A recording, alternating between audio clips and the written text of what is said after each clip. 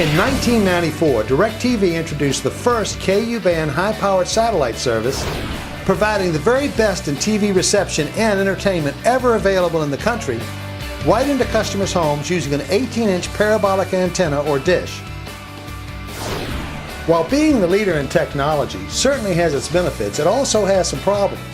One problem we encountered early on was how can we put dependable and affordable test equipment in the hands of our installers so they could make sure they were providing the best quality signal to every customer with such a new technology. The solution seemed to build the meter right into the receiver, so we did. The problem was the installer couldn't see the TV while he was aligning the antenna outside. Well, over the years, a number of solutions were introduced, from audible tone devices to basic analog meter movements to some advanced signal level meters we're still using today. And while each of these helped us move forward, our ongoing development expansion eventually made them all obsolete.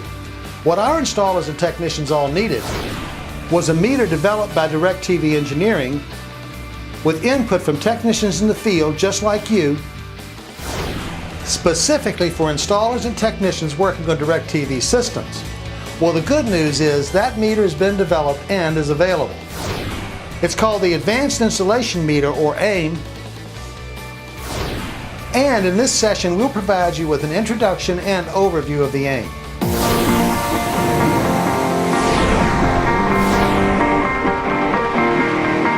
The Advanced Installation Meter, or AIM, is just that.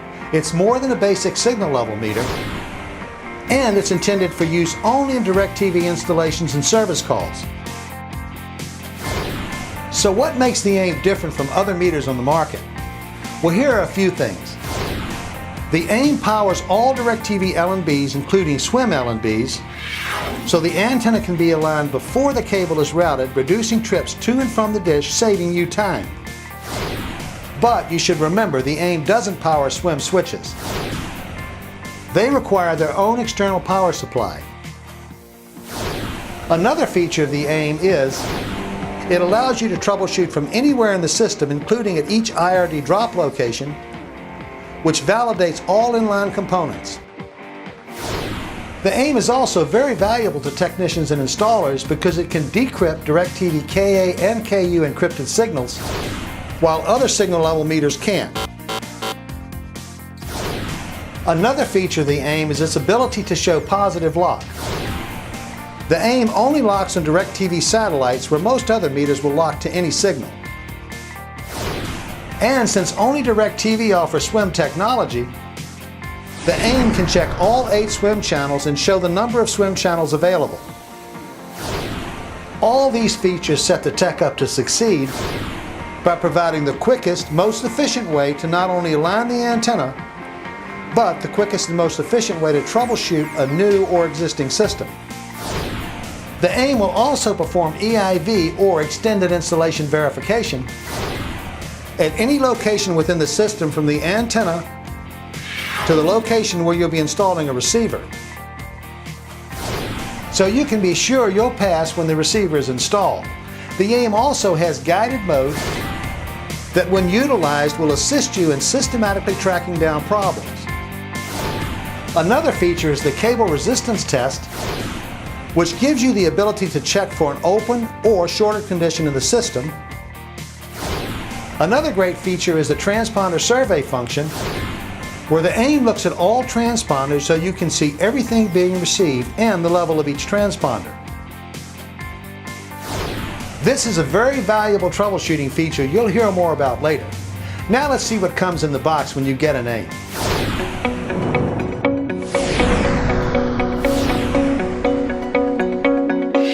The AIM is shipped in a compact cardboard box. When you open it, you'll see the meter in the carrying case with strap. There's also a small white box. This box contains the accessories, which include the 110-240 power adapter, the 12-volt DC power adapter, the custom-built 25-ohm cable test resistor, and the USB flash drive containing the user's manual and this handy AIM quick start guide to help you get started. Now that we've unboxed it, let's go through a guided tour of the AIM.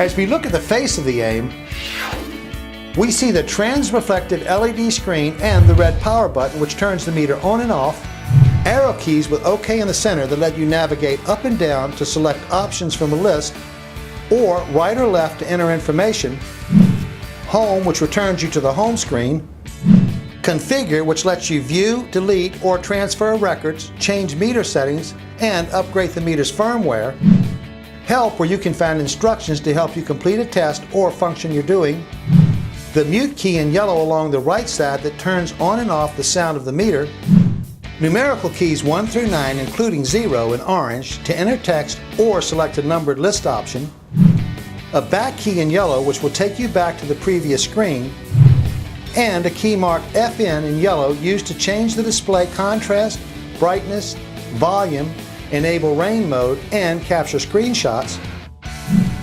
and 4 yellow soft keys to select options that correspond to the on-screen labels above. The rain mode feature is used when weather conditions prevent the optimal signal from the satellites reaching the antenna, but we'll cover that in another session.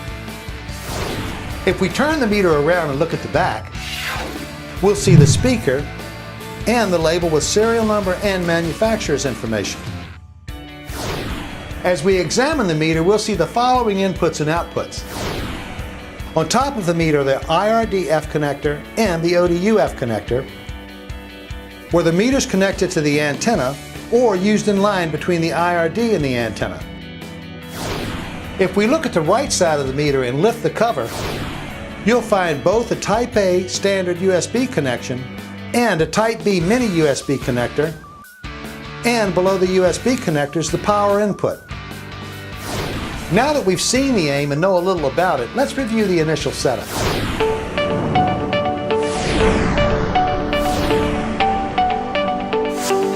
Before you can start setup or perform any function, you need to charge the AIM. The AIM Quick Start Guide instructs new users to fully charge the meter for approximately 3 hours to calibrate the battery gauge. This should be done using the AC charger that came with your meter and not done with the vehicle cigarette lighter charger. When fully charged, the AIM's battery provides enough power to install about 6 single-family homes. After approximately 3 hours, the meter should be fully charged and you can continue with your setup.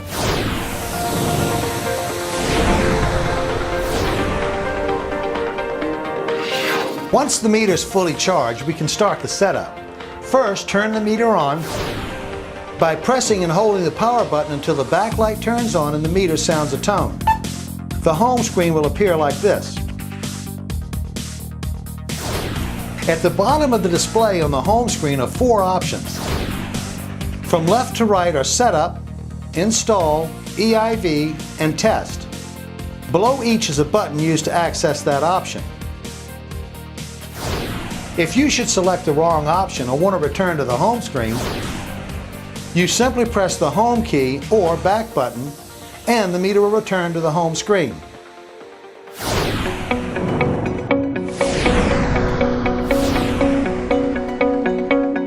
It's essential you have the latest version of firmware in your AIM before you go any farther. To make sure you do, press the Configure button, arrow down to Firmware version, press Select, and the version will be displayed. Now, to make sure you have the latest version, go online to satinstalltraining.com, click the Meter Updates tab, look down at the latest version and verify this is the version in your meter. If you don't have the latest version, select and use the AIM update instructions to download the most current version. Insert the memory stick that came with the meter into the USB port on the PC. Remember, download the file and extract it to the root directory of the USB drive and not to another folder in the root directory. First, power on the AIM meter, then press Config, select Firmware Upgrade, insert the memory stick into the USB port of the AIM meter, Now press OK and be careful not to move the meter during the process. The meter also performs a reboot after the firmware is updated, which adds to the total time.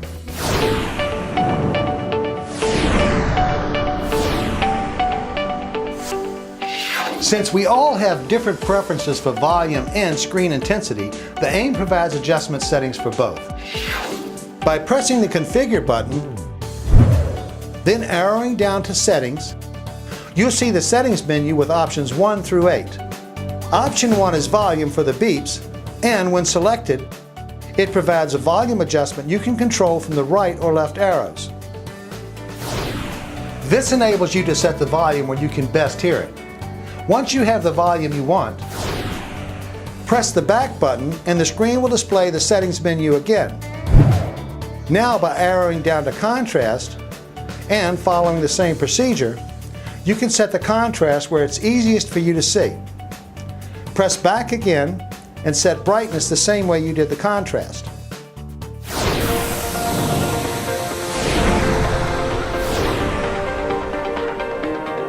You can easily set and change the time and date and their format displaying on your AIM.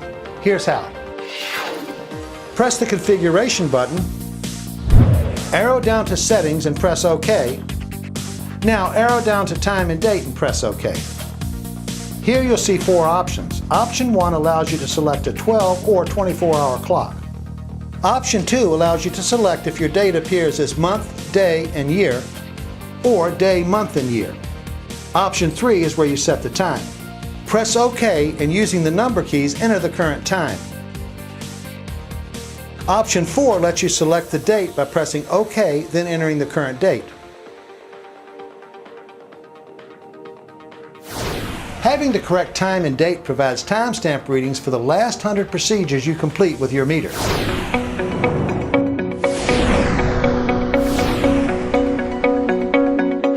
In order to reduce unnecessary drain on the battery, the AIM provides energy-saving features that automatically dim the backlight and place the meter in standby. These functions are also controlled here in Settings. If we look below the time and date setting, we'll see backlight timer and standby timer. Arrow down to backlight timer, press Select, press the yellow button below Clear. Now enter the number of minutes you want the backlight to be on before the screen dims, then press Select if the time is set. Now arrow down to Standby Timer and follow the same process. Remember, these settings save battery power, so make sure you set them. We recommend the backlight setting at 5 minutes, the standby setting at 20 minutes, and the shutdown setting at 3 hours. Quick on-the-go access to contrast, brightness, volume, rain fade, and screen capture can be accessed by pressing the function key on the meter. This screen will appear. You arrow down to the setting you want to change, then using the right and left arrows increase or decrease your selection.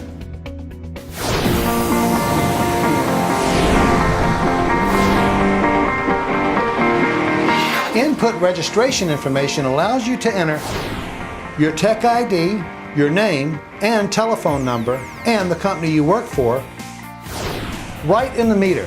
Here's how you do that. Select Registration in the Setting menu. You can select numeric or alpha at the bottom of the screen. Using the numeric keys, enter your tech ID. When completed, select Enter. Now arrow down to the name category and follow the same process, then continue with your phone number and the name of your company. Now your AIM is set up and ready to go into service, but before you take it to the field, there are a few safety and meter care issues we need to cover.